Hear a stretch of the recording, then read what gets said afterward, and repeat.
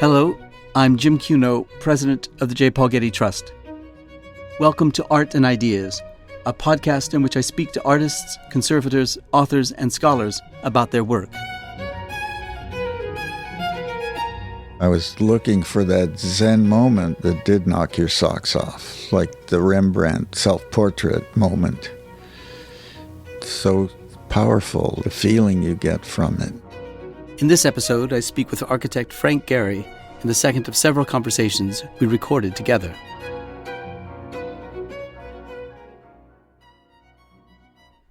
In my last conversation with Frank Gehry, we spoke about his earliest years in Los Angeles, beginning in 1947, from his early education at USC to his experience at a large and established LA architectural firm, Gruen Associates, to his time doing design work with the U.S. Army. Over the years, he started a family and established a close network of artist and architecture colleagues. In 1964, Frank designed a residence and studio for graphic artist Lou Danziger. The Danziger Studio, as it came to be known, is often considered his first original design and marks his break from traditional architecture. Who am I to talk?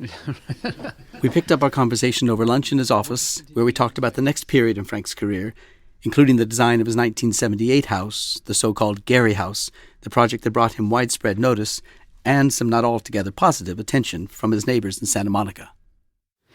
All right, so in 1969, 5 years after the Danziger Studio project, you published a commentary in Designers West magazine. It was characteristically blunt, and it opened with the following statement. Architects mostly practice in fear of clients, and thereby compromise the quality of their service. And then you went on to say, our architectural vocabulary is better than our clients. Our visual intellect is more highly evolved. We are the experts, and that is why we are hired. I want to provide services at my highest possible level, and to do so, I have to deal with the real issues. I have to question every facet of the client's problem to be solved, and finally assume responsibility for my solutions. And then you gave your views about transportation and housing and the values of the architectural profession.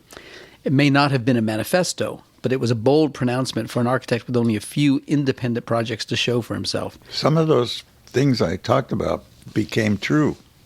I'm sure they like did. The car, I think in there I said there would be pools of cars and you'd just go to the pool and get in the car, like the bicycles now are. The other thing I talked about in there was the power pack, because it was right at that time we were working with Irwin and Rauschenberg at LACMA with Garrett Air Research on Skylab. It was arts and technology. Technology, right, with Maurice Tuckman. With Maurice, right. So it occurred to me that the biggest problem in building, I was still at the level of single houses or apartments built out of wood frame.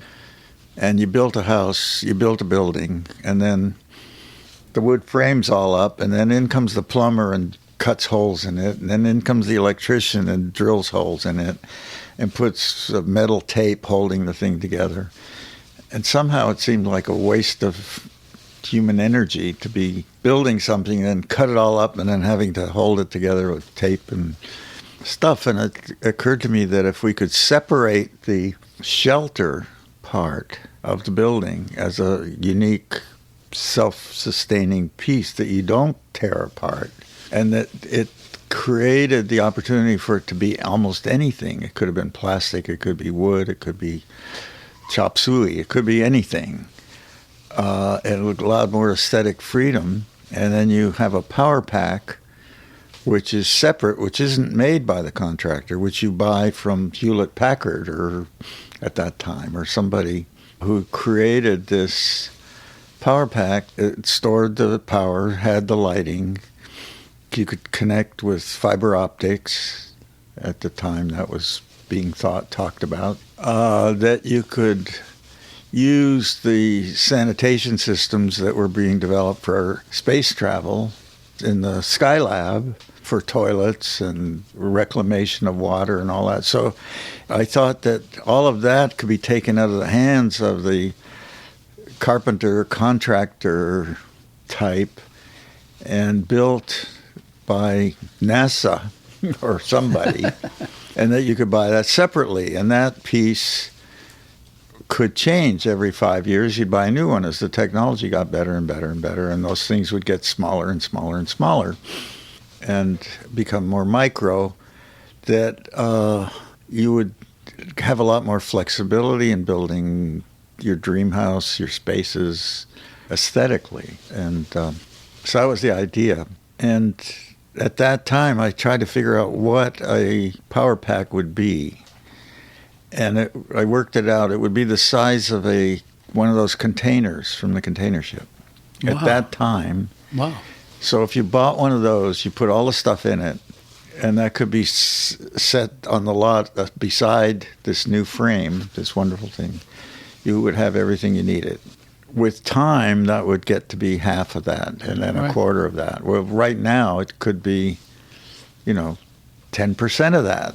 Right. So that seemed like the right way to go with, and so now that we're working with JPL, we're starting to look with them at some of those kind of ideas. But what was the reaction at the time? Craig Elwood called me when he read it, and he said, "What the hell are you talking about? I don't get it." Did you prototype it? No. It wasn't possible? No, and it was in that period that the cardboard furniture then became part of it, that it was throwaway, that it was... I still think it makes sense, because we get caught by all the mechanical stuff. You get stuck with it at a certain time in history, and it's embedded into this shelter, and it's pretty hard to retrofit. Yeah. But what gave you at that time the courage to make such a pronouncement? I have no idea. I mean, you hadn't many projects to date to show for yourself, independent projects, least of all any that was experimental like that, or any that was, as it were, condemning of the client and promoting of the position of the architect as a kind of independent voice in the process of I wasn't building. trying to condemn the client, actually.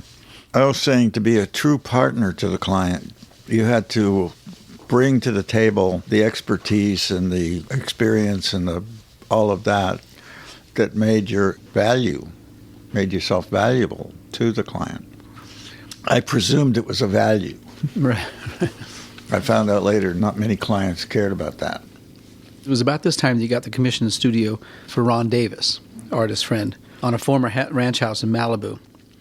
The house, as I look at it anyway, is a smart and seemingly simple, but in fact a dramatic, largely open loft-like space that provided Ron Davis with rooms for studio, art storage, and living quarters. The building, for those who haven't seen it, is made of corrugated steel, and it sits on a high hill above the Pacific Ocean, and it looks as if it's slicing through the landscape like a knife. How important was that commission for you at that time? Was that part of your growing confidence? Well, I knew Ron Davis as part of the art scene. He was an outsider to most of it. He was kind of a lone ranger off in a corner, but he did reach out to me a few times. And as I got to know him, I figured out that he played with perspective, but he didn't know how to build it in 3D. That he could do these beautiful drawings with vanishing points and all that. But to build the object with that, he didn't get it. And he was trying to make three-dimensional objects. I don't know if you remember, some of those plastic early things had lips on them, had side, and they were trying to be perspective, but he didn't know how to do it. It was a strange blind spot. I couldn't figure it out, what was going on. And so when he asked me to do the house, I made a maquette of the land, and I had a room in the office at the time. I put the maquette in the room, and then I took strings and pins, and we made this string diagram over the site. And I was training him how to make a three-dimensional object. And it was interesting. And I was consciously training him how to make it. And it was that led to the design. So the site has a crook in it as it goes toward the ocean. It comes down the hill and then it bends toward the ocean. And when we start playing with these string lines, we found that was the sweet spot where you could connect this perspective and be all on his land. I forget what we were trying. I'm a little bit fuzzy on how it was, but I remember it was the sweet spot, and we loved that, and that's why we put the house there, and that's how we did it. And we designed a second house up the hill, again with the strings, but that never got built. when the house was built and our friend Philip Johnson came to visit it one day, he listened to my story and he said, well, where are the vanishing points? And I said, well, they were in outer space. And he said, well, how did you... How did you know? He was trying to find the flaw in my stuff. But what about the corrugated steel? the corrugated steel was cheap. Industrial buildings. Ron wanted to build a studio. The artists were working in industrial buildings. I think that was kind of a no-brainer. But it wasn't just cheap. You must have liked the effect of the surface, the rippled surface on it. We did. It gives one the impression, looking at the geometry of the house, the Ron Davis house, that it takes the principles or the precedent of mid-century modernism and makes it tougher, stronger, more forceful, with a kind of a greater abstraction enforced by this industrial material. Were you consciously, as it were, critiquing the elegance of mid-century modernism? Yeah. So I was dealing with my socialist tendencies, my of the people, my Bernie, what's his name? Sanders period, and making everything cheap and industrial and saying it could be humane and beautiful. It didn't have to be marble and fancy. And that the fussy detailing at that time of the architects that were practicing, like I.M. Pei at the time, was... And a lot of people, I forget, Breuer, everybody. There was a lot of God was in the details talk. And I found that if you went for the bigger picture, if you went for the broader brushstrokes, the bigger elements, you would still have, the details wouldn't be fussy. They would be matter of fact, but they would be stronger and I did that in my own house too, the early house. And Bilbao does that. Bilbao's a really cheap building, $300 a square foot. It's only because I didn't do fussy details. I just went with the texture of the technology and used it. I don't miss the fussy detail, At the same time as I was doing Bilbao, I did the thing in building in Berlin with the fussy details. So I proved I could do the fussy details if I had to. Well, let's go back to the Ron Davis house, because that's a big step from Danziger. That's a kind of a bold step, both in the design and in the use of materials. And about the same time, you were making furniture, as we already mentioned, with the corrugated cardboard. And you first were making them with Bob Irwin, which seems a kind of an unexpected partnership in this enterprise. But it was the creative businessman of Richard Solomon who saw the work, as I recall, and convinced you to go commercial with it under the name of something that sounded great, Easy Edges. And in 1972, in fact, you applied for and received a patent for the construction process. And that all seemed very promising, like you were going in a certain direction, but you pulled out of the deal with both Irwin and Solomon. And they were upset over all this matter. There's money at stake. What made you pull out of that deal? I had a very overprotective lawyer that was doing the thing for me, and I didn't realize it. Maybe you've had that happen in your life, where somebody you love dearly overprotects you to your disadvantage? No. You haven't had that? Maybe my parents. And the reason he could get me into it was that the furniture stuff generated so much publicity. There was a couple of weeks that every newspaper in the United States had a picture of me with one of those chairs. And it freaked me out. Going through Bloomingdale's and having people and all that freaked me out, because I wasn't secure enough as an architect. And I thought, God, I don't want to be this. I don't want to get sidetracked here into something. I'm sure it'll make money. I'm sure I'll get rich on it. I'm not ready for that. And the lawyer was pushing at me on the other side to say, why are you sharing it with Irwin and Brogan? That's your idea. It's your patent, blah, blah, blah. The lawyers of Mr. Solomon were trying to cut a tough deal. So they wanted to be able to use my name as part of the deal. And he was trying to protect me from that. And since I was insecure about that topic, it was easy to convince me. So I kept trying to talk to them. Brogan, who works for a lot of artists, the rap on him over the years, always from others, is that he thinks he's the artist at the end.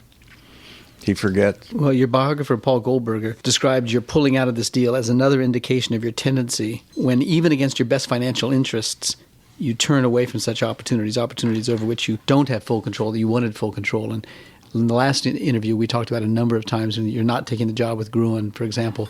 It was a moment, again, where you had the courage to go independent, even though it was against your best interests. Well, it seemed against my best. Turned out I was right, probably. Yeah. So this decade later, you're designing chairs for Vitra, the European furniture company, for which you also designed the museum and headquarters. And was it the particular relationship with Vitra that was important, or was it just simply your identity as an architect? Well, Rolf Fehlbaum, who owns Vitra, and at that time had just taken it over from his family. He had a PhD in philosophy from some fancy Swiss university, was working with the Oldenburgs on the tool gate.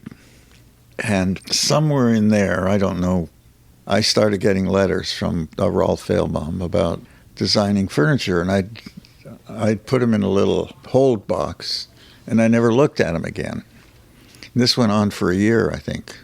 And he was working with the Oldenburgs. He knew they knew me. So finally, he contrived that he would be at dinner at the Oldenburgs in New York when I was there. And I'm sitting across from this guy, and he said, "You don't answer my letters." And I said, "I don't know who you are."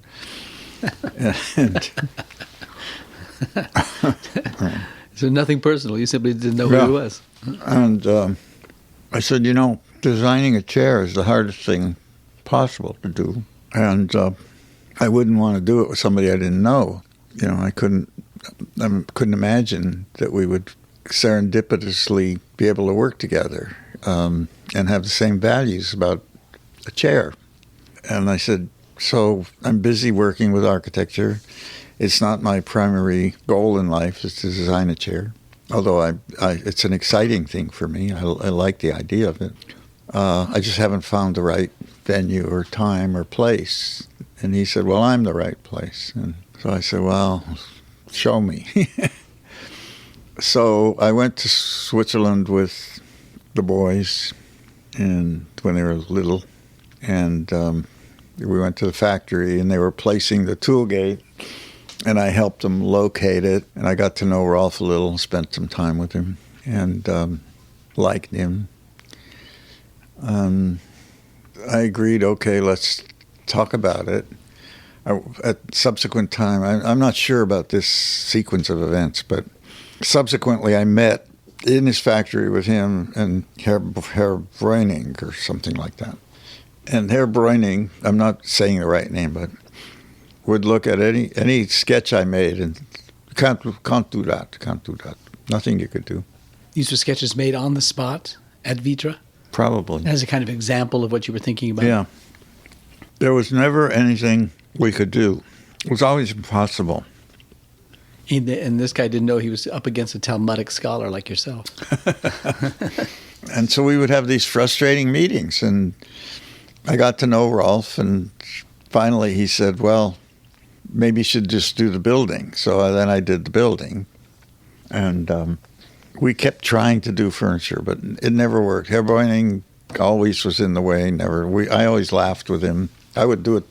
If we had a meeting now, we'd say the same thing. So you went other directions. Well, let's get back to L.A.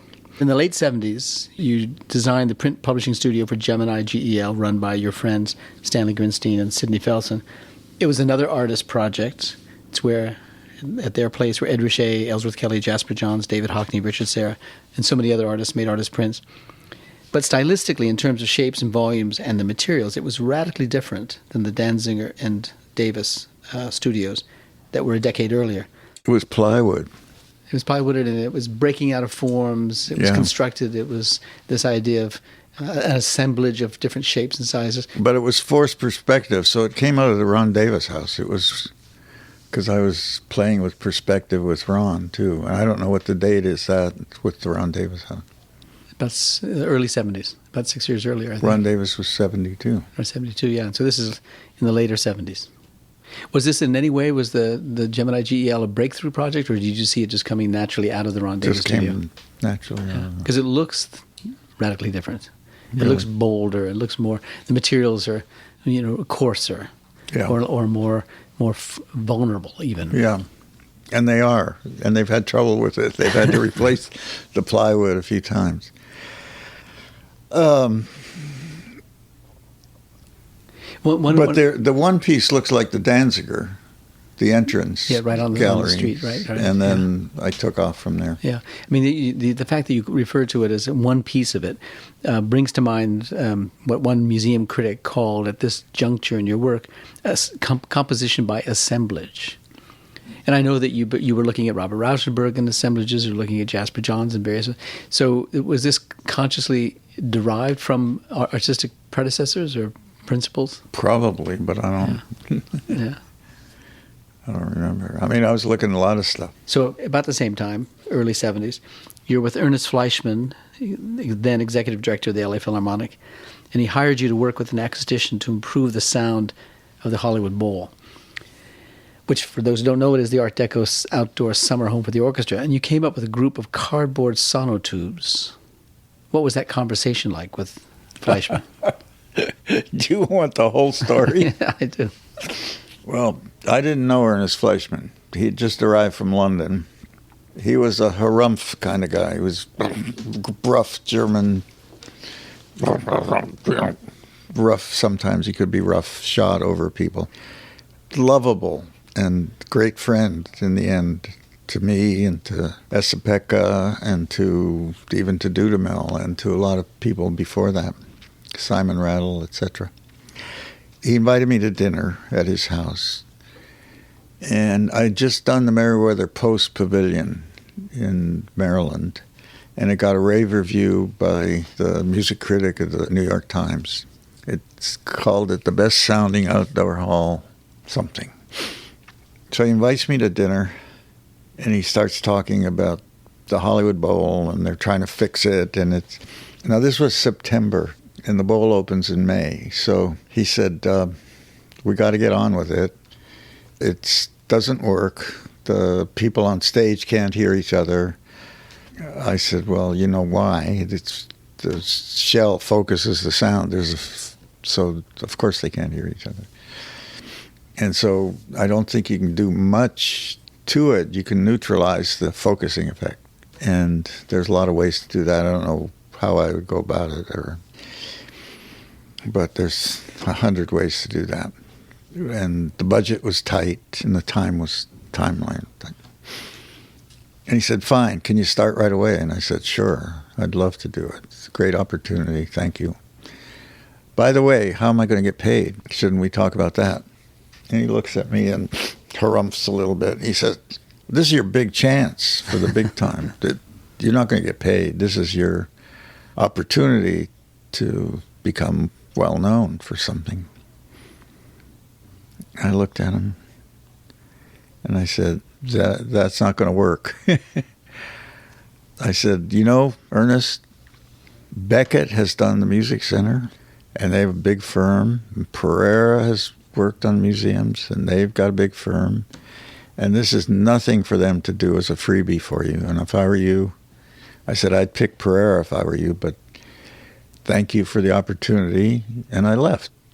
And he was really pissed. But that fits my MO, right? Right. And man, I wanted to do it. So that was September. I was disappointed, went on about my life. Toward the end of November, I get a call from him.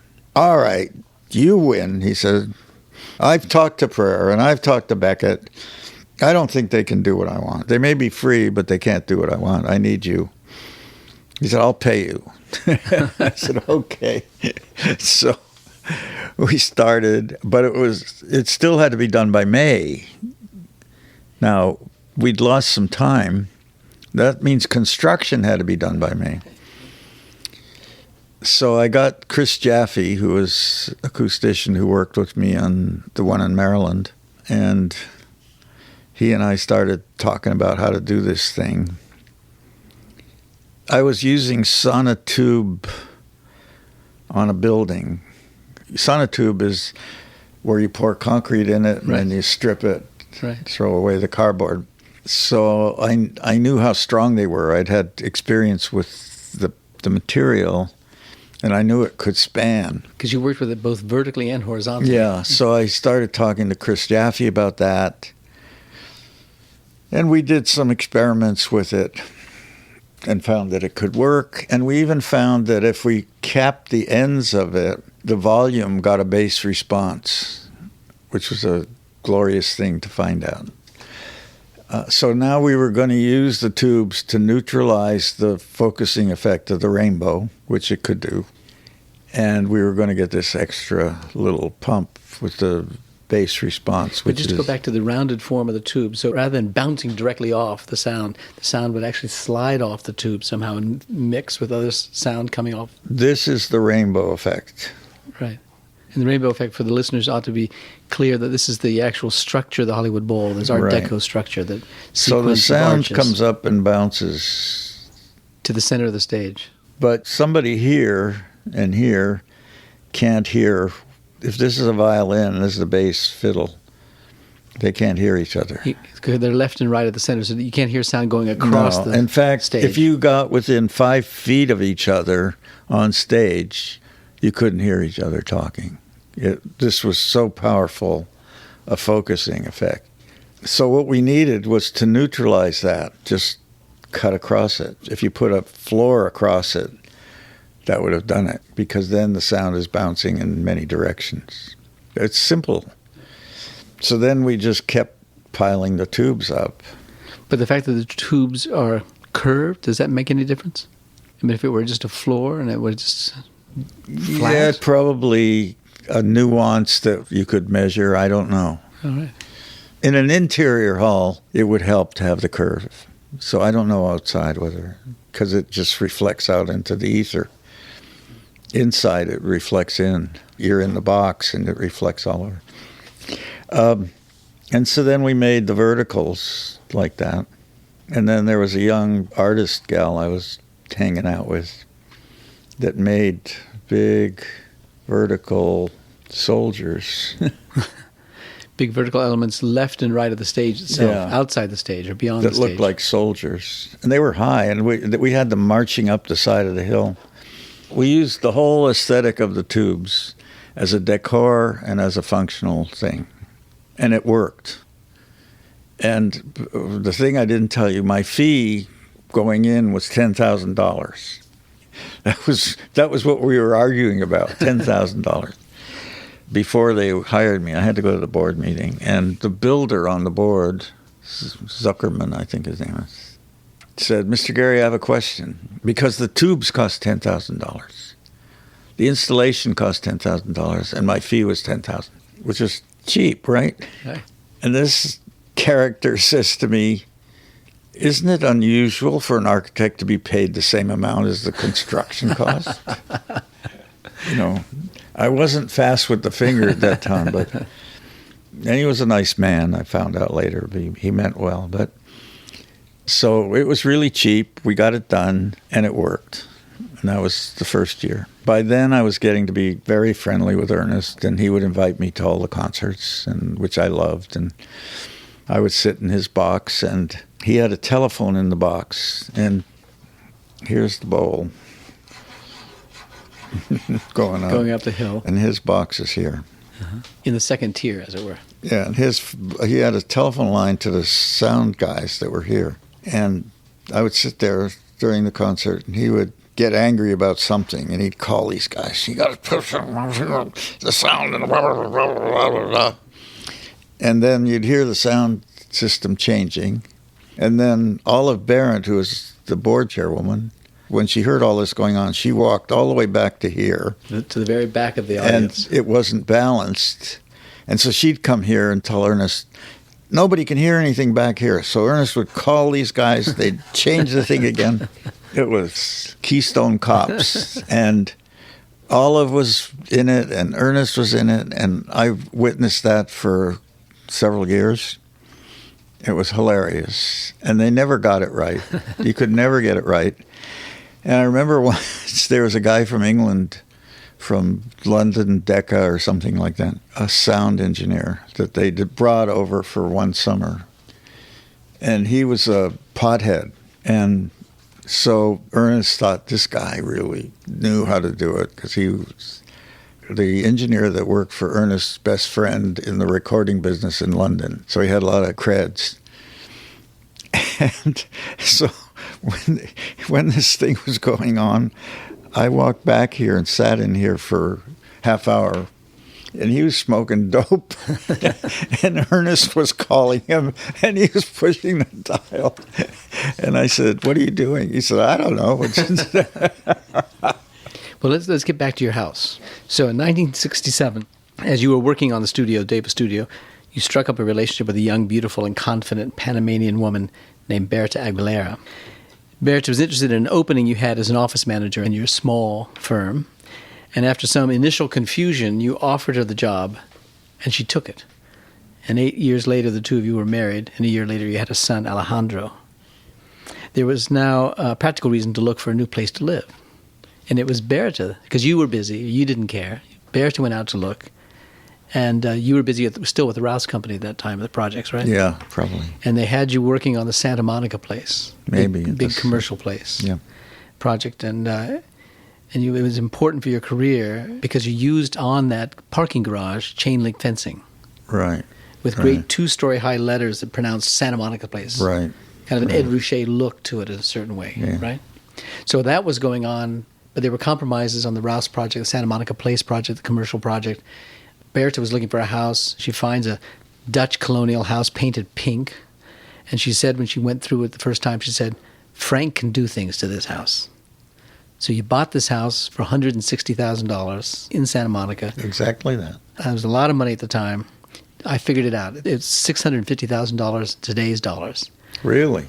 And you had to put $40,000 down in the house, and you borrowed it from Fred Wiseman. Exactly. Yeah, right. The whole money. So you were in the house without putting any of your own money in, but you were in debt to Fred and to the bank for lots of money. And then we put $50,000 into the house before we moved in.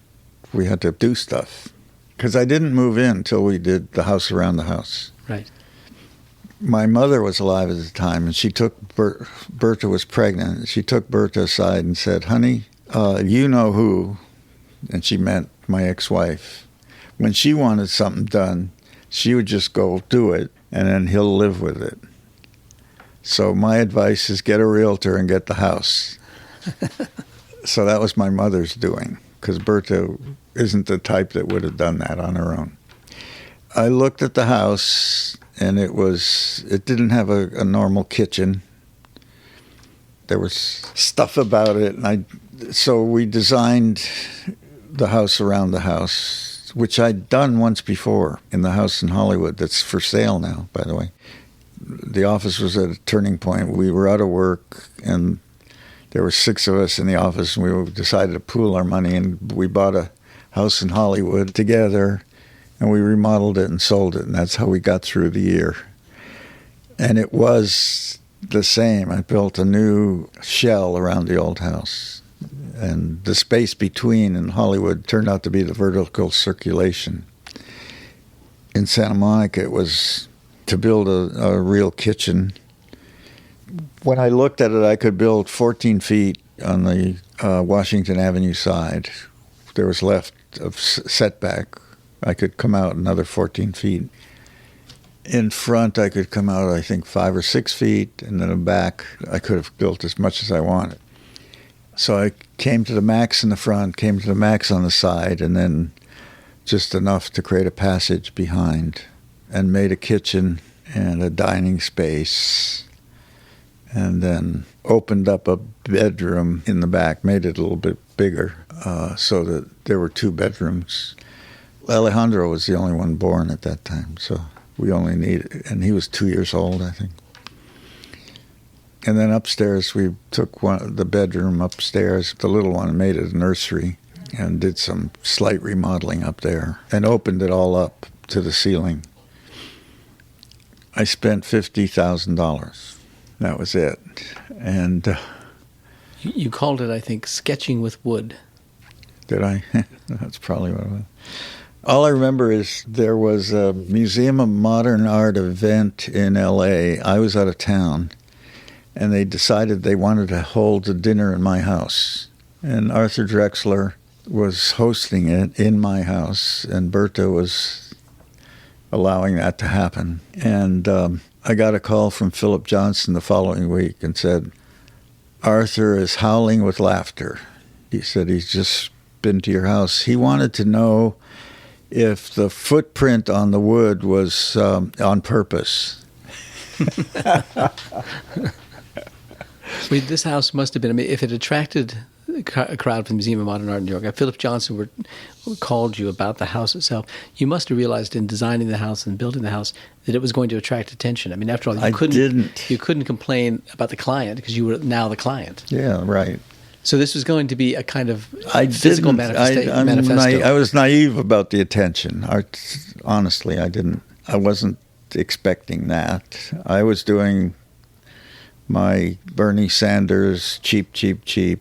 How do I live in a house in Santa Monica in a nice middle-class neighborhood where people had cars up on blocks in their front lawn, had chain link fences, had corrugated metal garden walls, and I thought that was great. That's my thing. I love it.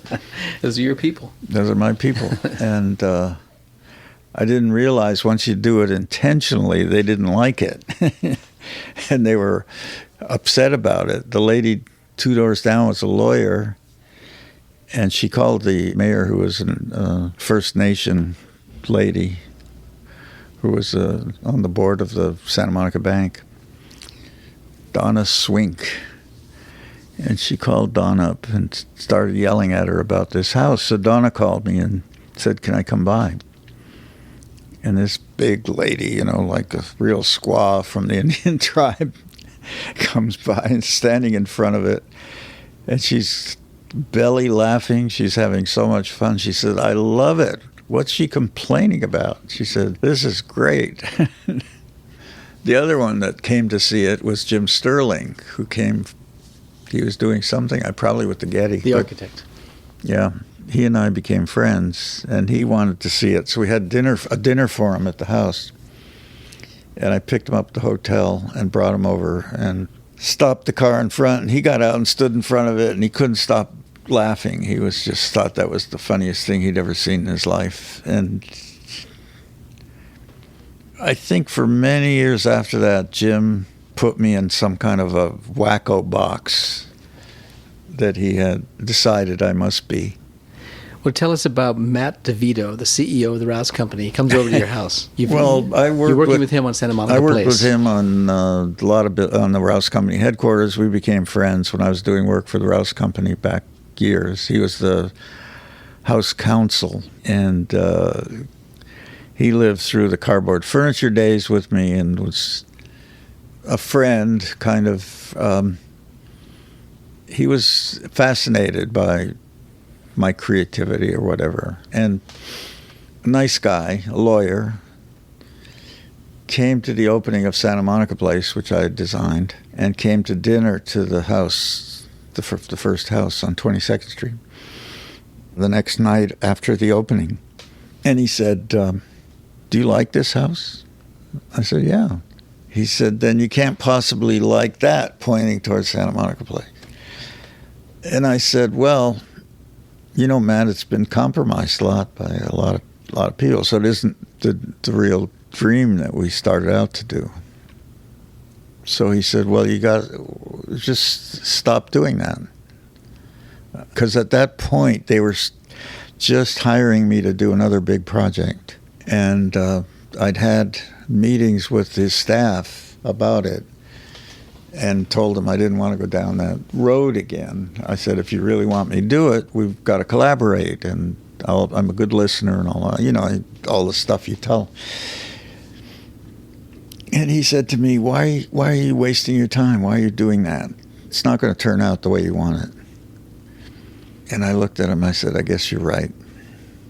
I got it. Okay. That was on a Friday night. Monday I went in, and we stopped all the Rouse work. We had about 40 people working on Rouse project. And I said, I talked to DeVito, and he agrees we should wrap it up. And so I can't afford to keep all you guys. So And so we started over again. We were down to 3. So once again, you turned away from something that would, for most people, seem to be in your best interest. Well, financially, to move forward in another direction. Yeah, independent But direction. it wouldn't have been honest and right. And But because of that house attracting the attention that it did attract, Christophe de Menil came and talked to you about building a house for her. right. Is that right?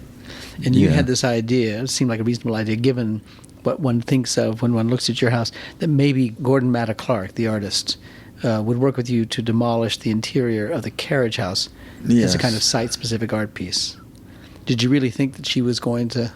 Well, she for was that? hanging out with Michael Heiser and Maplethorpe, and I forget. People like that were coming to dinner, and I was there, and these are all people I liked. And, you know, she knew everybody in the art world. Her mother had done... They had a great collection. They had a did. museum in Houston. Which is now the Menil collection, right? Yeah, In before Renzo. Yeah. She was kind of open and wacky and artsy. I think she was dating Tony Berlant when I met her. So Tony was her Los boyfriend. Angeles artist, yeah. For a while. And Tony would talk about her and bring her around. You know, she was brought into the club and I was part of the club. So, and she was curious about stuff. I mean, like, she would go to a concert at Carnegie Hall. She'd talk to a music critic and find out when the best 20 minutes were. And she would get a limo, arrive at that point, have it all worked out with the doorman. She could come in, she'd have a seat for that 20 minutes, and she could leave. And she did that with theater, with all kinds of stuff. And I was part of some of that, and it was really weird.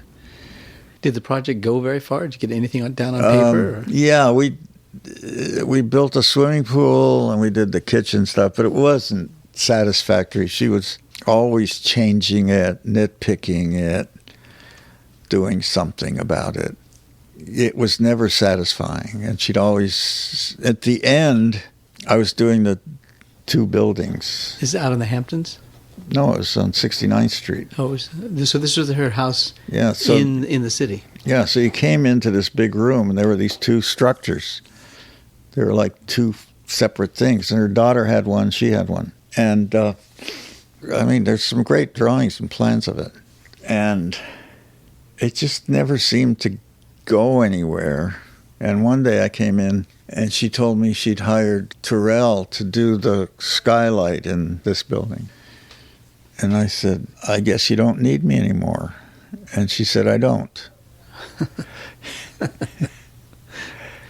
Well, that's And I got up and walked out, and it all happened in about 3 minutes. Paul Lubowicki, who's a young architect then, who's a good friend, we used to work here, was with me, and we went out, we got into a cab, and I started crying. I just broke down. It was so powerful a thing. I was really invested in it, and one thing that happened that is a curious thing. Just before all that happened, she asked for the drawings for all the cardboard furniture, all the original drawings. She wanted to show them to the lady from France, the furniture designer. What's her name? Who's died. And I said, well, I can't send you all the... She said, no, just send them to me. I'll send them back to you on Monday. So I did, and I've never seen them again since. And there was some beautiful drawings. And according to her, she doesn't remember any of that. So, you know what I'm thinking. The blessing and the curse of working with artists and artist types, huh? Well, where are the drawings? Yeah. So you come back and you're working with Chuck Arnoldi and Laddie Dill, so your artist friends, on various kinds of projects, including some studios, one of which was purchased by Dennis Hopper, who goes on to purchase a second and a third such studio. And you've downsized your office to a size that can allow you to concentrate on individual residence projects. Right. And then you get some great commissions for houses: the Wask residence, the Winton Guest House, the Sir My Peterson residence, the Schnabel residence. There's a kind of blossoming Yeah. of work, residential work. It maybe isn't entirely what you want. You want something maybe larger, more complicated, maybe more public than a private residence. But there's a recognized Frank Gehry talent that people are investing in at that time. Right. And then you get some big projects. You get the master plan for Loyola campus. You get the California Aerospace Museum and Theater, the Edgemar development in Santa Monica. Now it's more than the houses. Now it's getting out into bigger projects. How are you feeling at this time? Because now it's about 10 years or it's a 10-year period in which you're doing this work.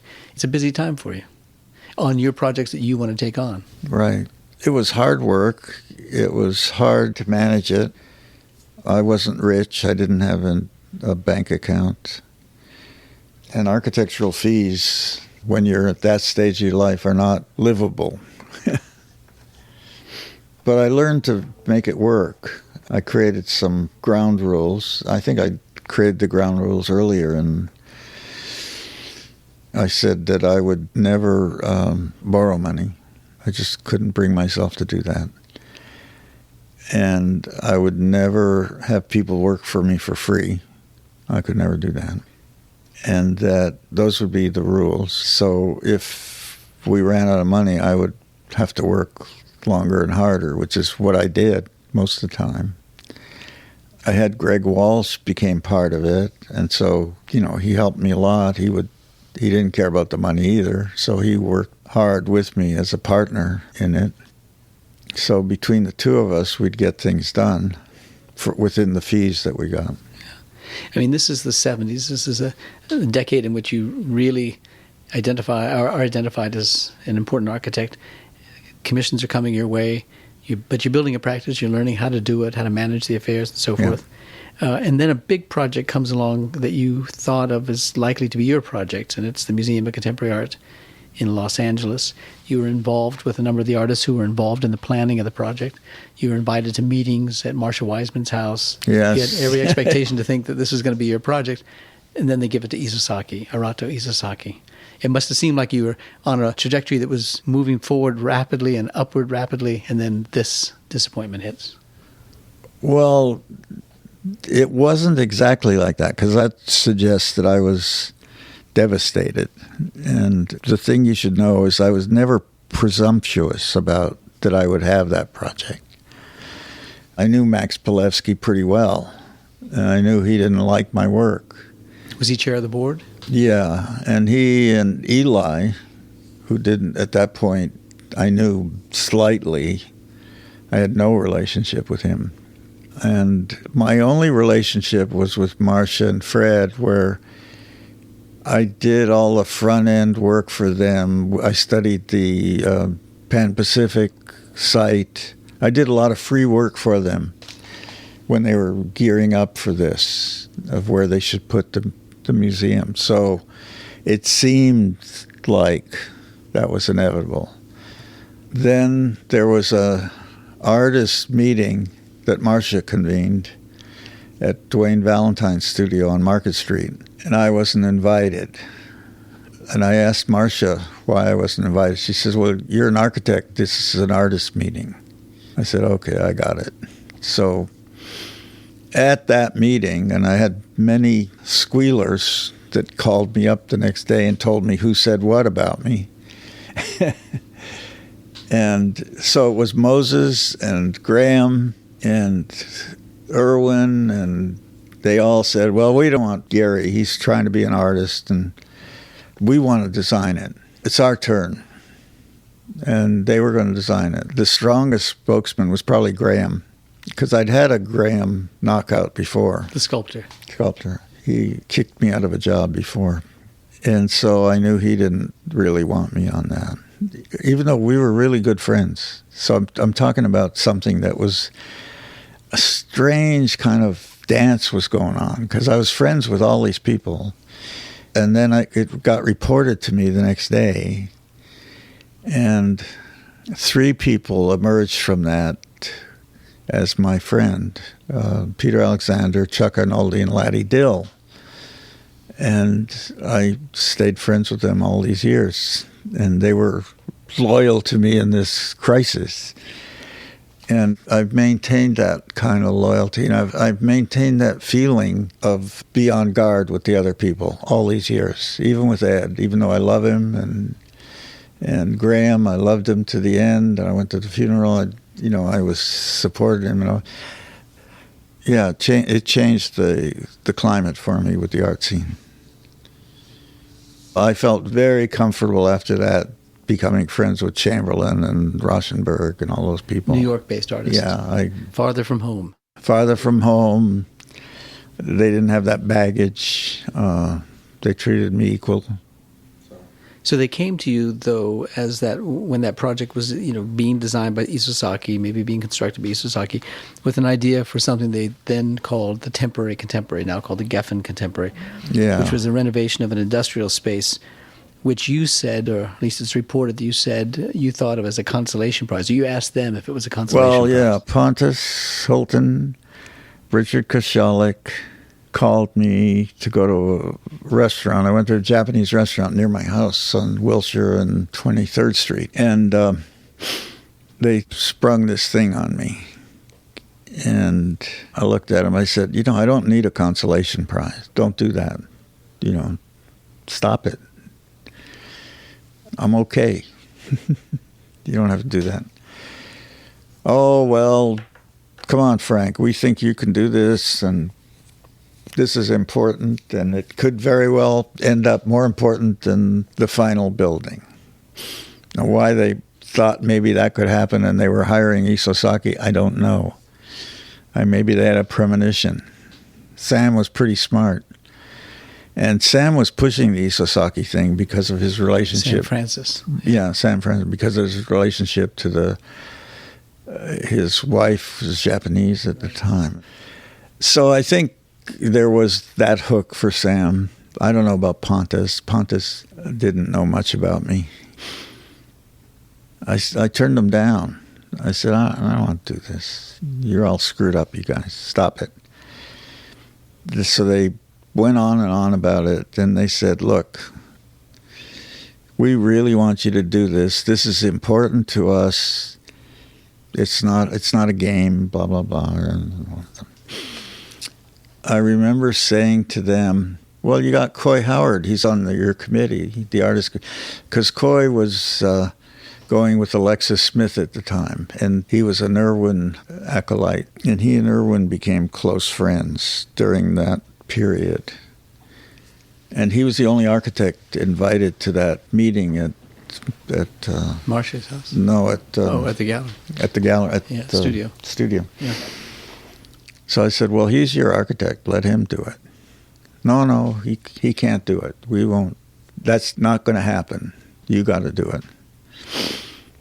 So I said, well, let me sleep on it. So I went home. I was convinced I wasn't going to do it. I went to bed. The phone rings at 7:30 in the morning. It's Coy Howard. He says, Frank, were you offered the Temporary Contemporary? I said, why? What's it? Why do you want to know? He said, well, that's my job. That's supposed to be my job. I said, really? Have you told him? And I hung up. And I called Sam Francis and said, I got this call. And I told you, he's your guy. Do it. Leave me alone. I don't want to get involved with all this bullshit. And Sam said, he ain't going to get it. You're the only one that's going to get it. So you better shut up and agree and get to work with us. And somehow the way he talked about it and having the Coy Howard phone call made me turn around and said, okay, Coy Howard. Because Coy had been critical of my work. When I did the interview, they had a bogus interview. Max Palevsky called me. For the new building. For the new building. And he said, I need a favor. This was before all this stuff with the... He said, we need to have a Los Angeles architect interviewed on the record. We're going to give it to Isozaki, but we need a decoy or something. And he said, it would help us a lot if you would do it. So I thought, well, I'm going to have fun with this. So I agreed. And I went and did it, and I predicted all the problems they would have with ESO.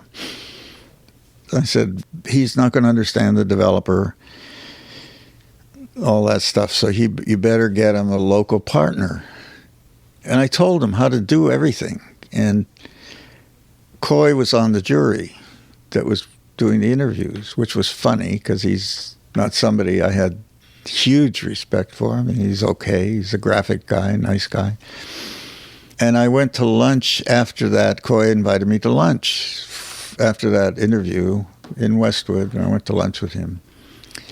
And he said some very unflattering things about my work. He said, well, your work is really going downhill and blah, blah, blah.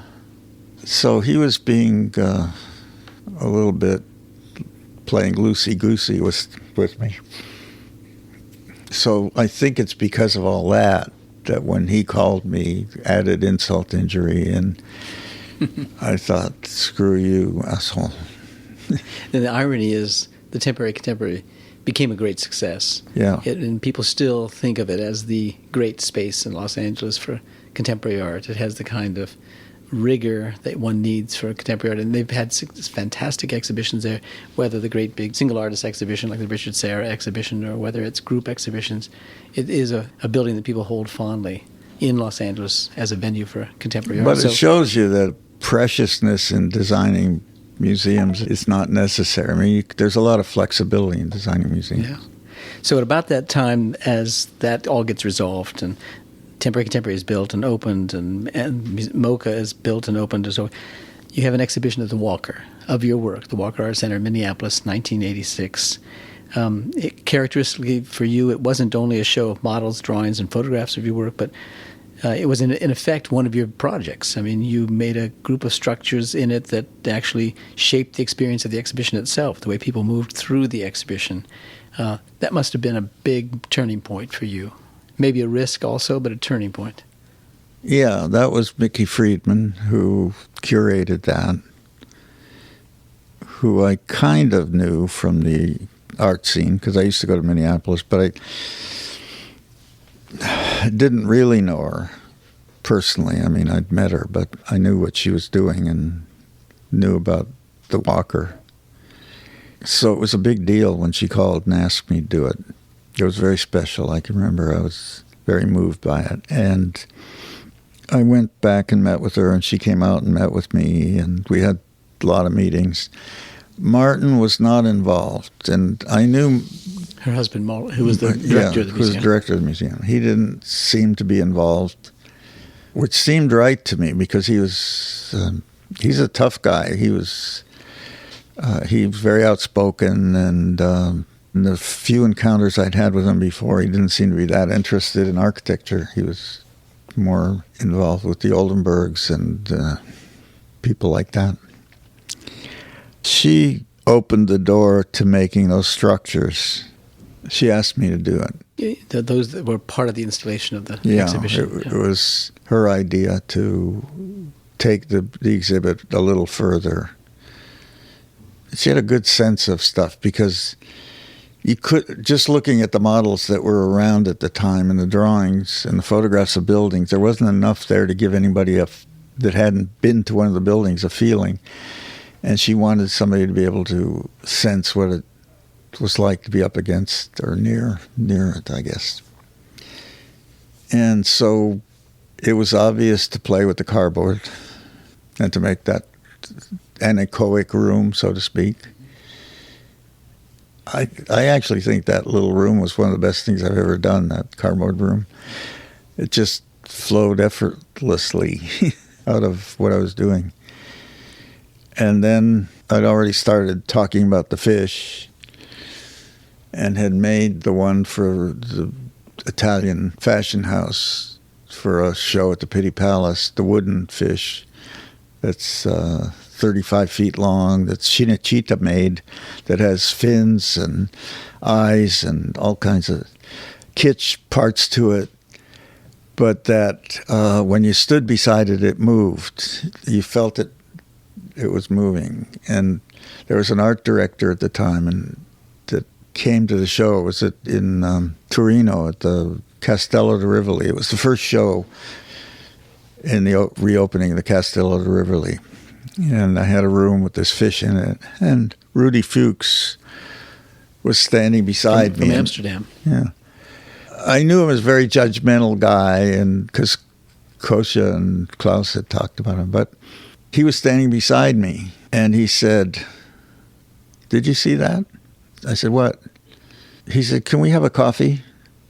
And so we went downstairs, and he said, "It moved." I said, "Well, I'm searching for a sense of movement in architecture. I've turned to the fish as that, because the fish is 300 million years before man." And I thought that postmodernism was looking back to the Greeks, and they could look further back if they wanted to. Why stop at the Greeks? If you're going to go backwards, let's roll it back. And I got into that discussion with him. He said, "Well, but it really does work." And I said, "I got it myself. Yeah, I was standing there, and I said, that's what I've been looking for, and I didn't know how to do it, but then accidentally we did it. And so now I never saw the guy again after that. But I was getting complimented by one tough hombre in the art world, right? Which is... All about the fish. Was worth something. Yeah. Anyway. Because that was a big part of the Walker exhibition. So the Walker exhibition, I cut the tail off, the head off. I was trying to see how much I could cut of the kitsch parts off and still have the movement. And so the piece that was made with lead copper for the Walker was the kitschless fish. And it still worked. So I was experimenting with that sense of movement that I was looking for. Yeah. So that exhibition's a big thing. And then you get a call from Philip Johnson, and he's going to do an exhibition with 7 new architects. Must have been new to you that you were a new architect, but nevertheless it was described as such, at MoMA. And they would include, among others, Zaha Hadid, Rem Koolhaas, Peter Eisenman, and so forth. And the exhibition was called Deconstructivist Architecture. How did you feel being exhibited in an exhibition titled Deconstructivist Architecture? I told them that I thought that the word decon, as applied to my work, was onomatopoetic, and it wasn't real.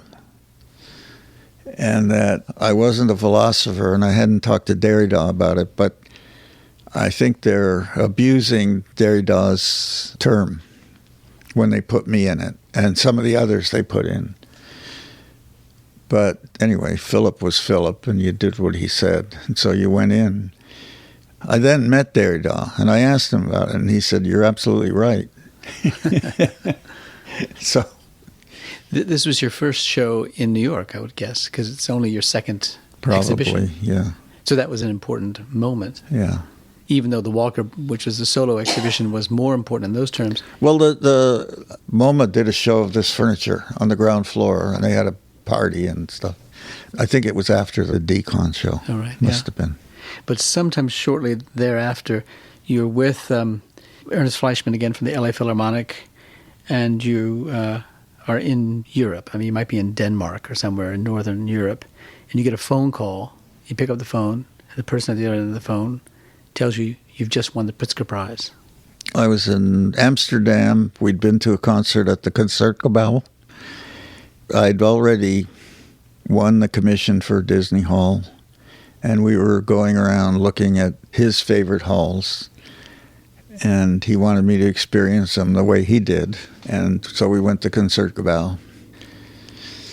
We had a few drinks. I went back to the hotel, went to bed, fallen asleep, and the phone rings. And it's Bill Lacey from the Pritzker Prize. Now, Bill and I were friends because he was one of the first people that, when I did the first Magnet store, and he called me and came to see me. And he was the first guy from outside my little environment that said, "You're doing something interesting." And so we've stayed friends. And so he called me, and I was groggy, and he said, "Frank, you've won the Pritzker Prize." And I knew he was ahead of the jury, and all that. And I said, "Stop it, Bill. Don't play games with me. I'm tired. Venturi hasn't won it yet." And I hung up. Then he called back again, and he said, "Well, you did win it, but don't tell anybody. So now I'm awake, and I'm convinced I did win it. And so first thing I do, I call Berta. So I'm not supposed to tell anybody. I figured I could tell her. And I got all excited, and of course I never fell asleep that night. But that was 30 years into your career. Yeah. I mean, that was 3 decades of long, hard work. Of What was it, 89, I think. Yeah, exactly. And then in your acceptance speech, when you received the prize, you said, I explored the processes of raw construction materials to try giving feeling and spirit to form. In trying to find the essence of my expression, I fantasized the artist standing before the white canvas, deciding what was the first move. I called it the moment of truth. So I think I was trying to find... I mean, I realized it was about feeling, and I was trying to find the way to express it and the way to conceptualize. How do you do it? I didn't necessarily want to talk about it. I just wanted to make it a part of my gut that's what I was doing. That I was looking for that Zen moment that did knock your socks off, like the Rembrandt self-portrait moment. So powerful, the feeling you get from it. And I was looking for that. And I was talking about it at that time in the Pritzker, because the day I got the Pritzker Prize, we were at Todaiji in Japan. And I arrived for the event, and it was just before lunch. It was like 11 in the morning, and it was going to be a lunch after the event. And standing out in the front of Todaiji Temple were 2 microphones about 100 feet apart. And one of them had Kenzo Tange doing an interview. And the architect. One of them had Frank Gehry doing an interview. And we weren't talking to each other, and it was about the same prize. And then we got inside, and we sat down. It was a long room as part of the temple. It was narrow. It was about this wide, and with seats. It was like a church. And I was sitting next to Kenzo Tange and Jay Pritzker. And, of course, the Pritzkers wouldn't pay for a simultaneous translation. You know them. So Kenzo's talking, and the translator's whispering in my ear. But I hear him, Todaiji, Todaiji, Todaiji, Todaiji.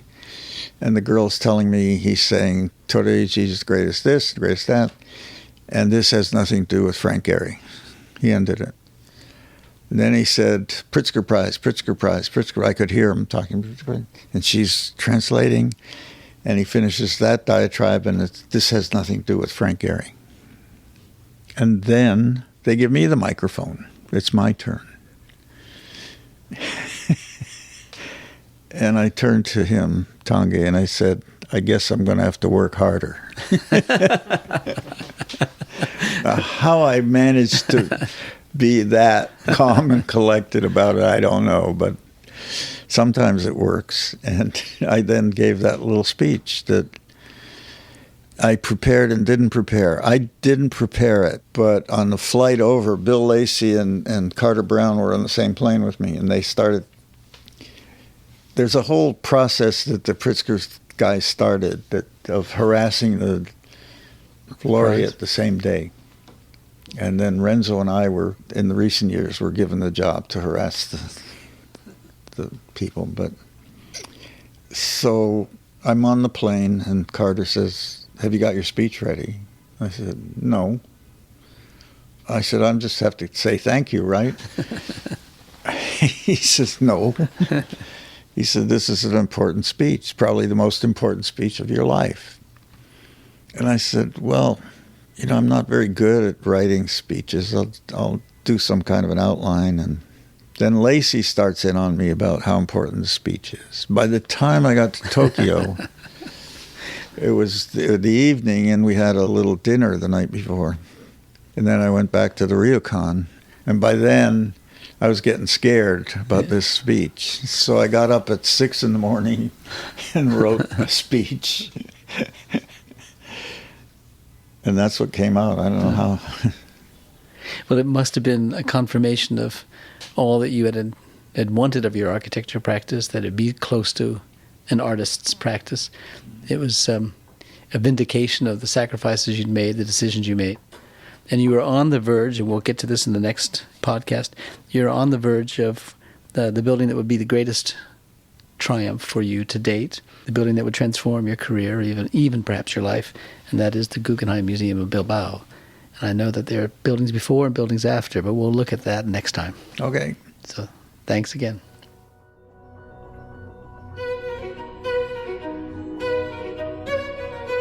Our theme music comes from the Dharma at Big Sur, composed by John Adams for the opening of the Walt Disney Concert Hall in Los Angeles in 2003. It is licensed with permission from Hendon Music. Look for new episodes of Art and Ideas every other Wednesday. Subscribe on iTunes, Google Play, and SoundCloud, or visit getty.edu/podcasts for more resources. Thanks for listening.